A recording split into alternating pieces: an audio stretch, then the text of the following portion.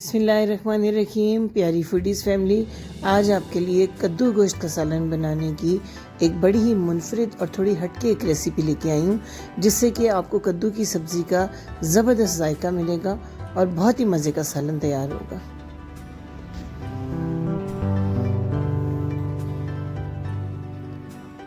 आधा किलो कद्दू और आधा ही किलो चिकन है मेरे पास। सबसे पहले कद्दू के बारीक छिलके आप उतार लें और इसको छोटे छोटे टुकड़ों में काट लें। ज़्यादा मोटा छिलका आपने नहीं उतारना, क्योंकि इससे कद्दू की ग़िज़ाइयत जो है वो कम हो जाती है। पतला छिलका उतारें और इसके बाद देख लें अगर कहीं पे कोई पीस ऐसा है जो कि सही नहीं है, जैसे ब्लैक कलर का पीस आ जाता है, तो उसको काट के अलग कर लें। अब 2 बड़े साइज़ के टमाटर ले लें, उनके छिलके आपने बारीक बड़े अच्छे तरीके से उतार लेने हैं, क्योंकि छिलका जब सालन के अंदर आता है गलता नहीं है तो सालन की लुक को बहुत ख़राब करता है। टमाटर का छिलका उतार लिया जाए तो ये बहुत जल्दी से गल जाता है। 2 हरी मिर्चें भी काट ली हैं, 2 मीडियम साइज़ के प्याज को भी स्लाइस कर लिया है। अब जी पैन में लिया है 1/3 कप कुकिंग ऑयल। हल्का सा जब गर्म हो जाए ऑयल तो इसमें अपने 2 स्लाइस किए हुए प्याज़ों को हम करेंगे हल्का सा ब्राउन होने तक फ्राई। जब बारीक काटेंगे तो जल्दी और अच्छे तरीके से फ्राई हो जाएंगे। 1 बड़ी इलायची, 3 अदद लौंग मैंने इसमें ऐड किए हैं फ्लेवर के लिए, ताकि जब हम गोश्त को इसमें फ्राई करें तो अच्छी सी खुशबू आए। अब ऑयल की हीट को कम करने के लिए 2 टेबलस्पून पानी मैंने ऐड किया है इसके अंदर मसाले ऐड करने से पहले, ताकि मसाले जले नहीं। 1 टीस्पून नमक है, 1 टीस्पून सुरख मिर्च का पाउडर, 1 टीस्पून भर के खुश्क धनिया पाउडर और आधा टीस्पून हल्दी। धनिया जो है हमेशा घर में ला के पीसें, इसकी बहुत अच्छी खुशबू होती है। बाज़ार का जो रेडीमेड धनिया पाउडर है उसमें ऐसी खुशबू नहीं होती है। ज़ीरा पाउडर 1 टीस्पून मैंने इसमें ऐड कर दिया है।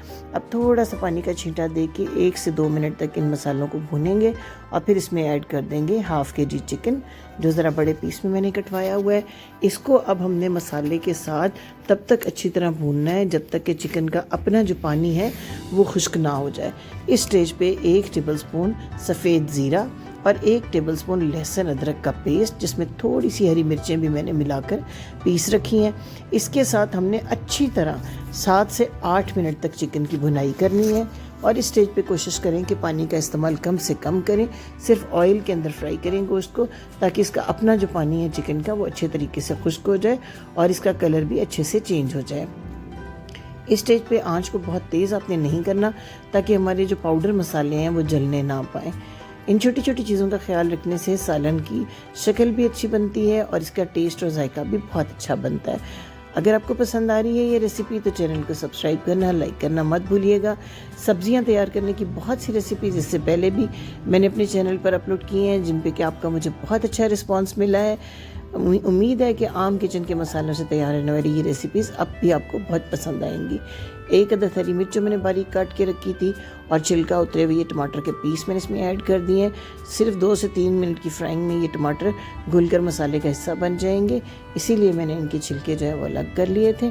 2 से 3 मिनट तक अच्छे तरीके से भूनें और जब ये देखें कि टमाटर मसाले का हिस्सा बन गए तो इसके बाद जो कद्दू हमने काट के रखे हुए हैं, घिया कद्दू, उसके टुकड़े इसके अंदर डाल दें और 2 से 3 मिनट तक अच्छी तरह अब हमने कद्दू को भी इस गोश्त और मसाले के साथ भूनना है, ताकि मसाला जो है अच्छे तरीके से उसका जायका जो है सब्ज़ी के अंदर आ जाए और सब्ज़ी का जो अपना एक पानी है वो खुश्क हो जाए। इस तरीके से जिस भूनने में सब्ज़ी बहुत मज़े की बनती है। एकदम आपने पानी ऐड नहीं करना। इस स्टेज पे आपने आधी मुट्ठी भरकर यानी 3 से 4 टेबलस्पून हरा धनिया ऐड कर देना है। इसी स्टेज पे जब हम सब्ज़ी के साथ धनिया को भूनते हैं तो धनिया बिल्कुल घुल जाता है मसाले में और इसकी बड़ा ही अच्छा जायका आता है। इससे पहले भी सब्ज़ी की जो मैंने रेसिपीज़ दी उसमें मैंने आपको बताया कि सब्ज़ी के साथ मैं हरा धनिया ज़रूर डालकर इसको भूनती हूँ। इससे बहुत ही अच्छा जो जायका है वो सब्ज़ी के अंदर पैदा होता है। सेम रेसिपी आप शलजम और तोरी के साथ भी बना सकते हैं, टिंडे के साथ बना सकते हैं। इसी तरीके से चिकन की भुनाई करके सब्ज़ी का पहले अपना पानी खुश्क करें, उसके बाद ये देखें गलाने के लिए मैंने 1 गिलास पानी इसमें ऐड किया है और लो आंच करके, बिल्कुल धीमी आंच करके 10 मिनट तक मैंने इसको कुक किया है। 10 मिनट में जब मैंने चेक किया है तो अभी कद्दू पूरी तरीके से नरम नहीं हुए। हमने बिल्कुल कद्दू के अच्छी तरीके से गल जाने तक इसको पकाना है। मैं 5 मिनट के लिए इसको दोबारा दम दे रही हूँ और 5 मिनट के बाद ये देखें हमारा जो चिकन है वो भी बहुत अच्छे से गल चुका हुआ है। कद्दू जो है वो भी बहुत अच्छे से गल गए हैं। मसाला भी बिल्कुल जो है स्मूथ और अच्छा सा तैयार हो चुका हुआ है। देख सकते हैं आप कि कितने अच्छे पीसेस जो हैं वो कद्दू के गल गए हैं। अब हमने इनको मैश बिल्कुल नहीं करना, इनकी जो लुक है वो बरकरार रहनी चाहिए और इनको भुनाई करते हुए इस ग्रेवी को मैं खुश्क करूँगी।